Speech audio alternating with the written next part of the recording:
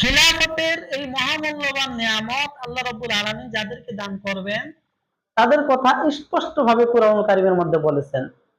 আল্লাহ রাব্বুল আলামিন ঘোষণা করেন, বিসমিল্লাহির রহমানির রহিম, ওয়া'আদাল্লাহুল্লাযীনা আমানু মিনকুম ওয়া আমিলুস সলিহাতি লা ইস্তাখলিফান্নাহুম ফিল আরদ কামা ইস্তাখলাফাল্লাযীনা মিন ক্বাবলিহিম ওয়া লা ইউমাক্কিনান্না লাহুম দীনাহুমুল্লাযী ইরতাদা লাহুম ওয়া লা ইউবাদদিলান্নাহুম মিন বাদি খাউফিহিম আমনা।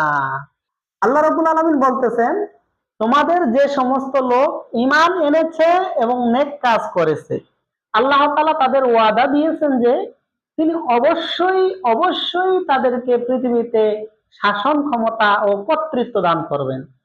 যেমন তিনি শাসন কর্তৃত্ব দান করেছিলেন পূর্ববর্তী সৎকর্মশীল লোকদেরকে, এবং তিনি অবশ্যই তাদের জন্য তাদের ধর্মকে সুদৃঢ় করে দিবেন, যা তিনি তাদের জন্য পছন্দ করেছেন, এবং তাদেরকে ভয় আতঙ্কের পরিবর্তে অবশ্যই শান্তি নিরাপত্তা দান করবেন। আল্লাহ রাব্বুল আলামিন অন্য আয়াতে এই সম্পর্কে বলতেছেন, ওয়ালাকাদ কাতাবনা ফিজ জাবুরি মিন বাদিয যিকরি আন্নাল আরদা ইয়ারিসুহা ইবাদিয়াস সলিহুন। আর আমি উপদেশের পর জাবুরে লিখে দিয়েছি, আমার সৎকর্মশীল বান্দাগণ পৃথিবীর শাসন ক্ষমতার অধিকারী হবে। দেখুন, আমার তেলাওয়াতকৃত এই দুইটি আয়াতে কারিমা থেকে আমরা স্পষ্ট বুঝতে পারলাম যে আল্লাহ তাআলা কাদের হাতে খিলাফতের নিয়ামত দান করবেন। আসুন আমরা আরেকটু ক্লিয়ার হই। আল্লাহ তাআলা স্পষ্টভাবে কাদের নাম এখানে বলেছেন।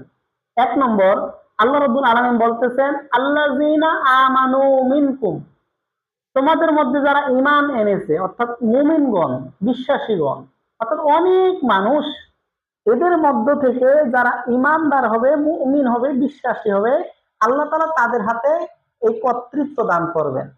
দ্বিতীয় নম্বরে আল্লাহ এই আয়াতের মধ্যে বলতেছেন, ওয়া আমিলুস সলিহাত, যারা সৎকর্ম করেছে, অর্থাৎ সৎকর্মশীল মুসলমানরা যারা সৎ কাজ করে, সৎকর্ম করে, তাদেরকে আল্লাহ তাআলা এই দায়িত্ব দান করবেন। তিন নম্বরে আল্লাহ রাব্বুল আলামিন বলতেছেন, আল্লাযীনা মিন ক্বাবলিহিম, তাদের পূর্ববর্তীগণ, অর্থাৎ পূর্বের নবী ও ন্যায়পরায়ণ উম্মতগণ, যেমন যুলকারনাইন, তিনি গোটা পৃথিবী শাসন করেছিলেন, ন্যায়পরায়ণ ছিলেন, সৎকর্মশীল ছিলেন। এরকম যারা সৎকর্মশীল হবে, আল্লাহ তাআলা তাদেরকে এই নিয়ামত দান করবেন। 4 নম্বরে আল্লাহ রাব্বুল আলামিন এখানে বলতেছেন, যারা দ্বীনের উপর অটল থাকবে তাদেরকে এই নিয়ামত দান করা হবে। 5 নম্বরে আল্লাহ রাব্বুল আলামিন বলতেছেন, যারা ভয় পাবে না বা আতঙ্কিত হবে না তাদেরকে এই নিয়ামত দান করা হবে। সুবহানাল্লাহ। তাহলে আল্লাহ তাআলা স্পষ্টভাবে এই নামগুলো বলেছেন। আল্লাহ তাআলা কাদেরকে খেলাফতের নিয়ামত দান করবেন এই সম্পর্কে রাসূল আকরাম সাল্লাল্লাহু আলাইহি ওয়াসাল্লাম বলতেছেন, যখন তোমরা আল্লাহর আদেশ মেনে চলবে, তখন আল্লাহ তাআলা তোমাদের ভয় ও আতঙ্ককে নিরাপত্তায় পরিণত করবেন। আর তোমরা যদি তার ইবাদত করো, তার সাথে কাউকে শরীক না করো, তাহলে তিনি তোমাদেরকে পৃথিবীতে খলিফা, নেতৃত্ব ও শাসন দান করবেন। তাহলে আমরা স্পষ্টভাবে কুরআন ও হাদিস অনুযায়ী বুঝতে পারলাম যে আল্লাহ তাআলা তাদেরকে খেলাফত বা শাসন ক্ষমতা প্রদান করবেন। সম্মানিত ভাইরা, আপনাদের মাঝে যদি এই গুণগুলো থাকে যেগুলি আমি আলোচনা করলাম, তাহলে আসুন আল্লাহর জমিনে আল্লাহর দ্বীন কায়েম করার জন্য আমরা খেলাফতে হাবিবি প্রতিষ্ঠিত করি।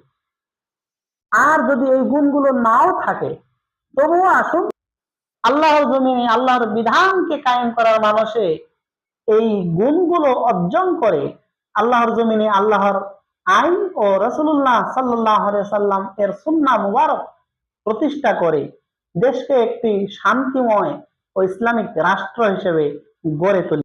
এজন্য আসুন মানুষের তৈরি করা জীবন বিধানকে বাদ দিয়ে আল্লাহ এবং রাসূল সাল্লাল্লাহু আলাইহি সাল্লামের দেওয়া জীবন বিধানকে আঁকড়ে ধরে আমরা দুনিয়াতে বাঁচবো, আখিরাতে উঠবো ইনশাআল্লাহুল আযীম। আসসালামু আলাইকুম ওয়া রাহমাতুল্লাহি ওয়া বারাকাতুহু।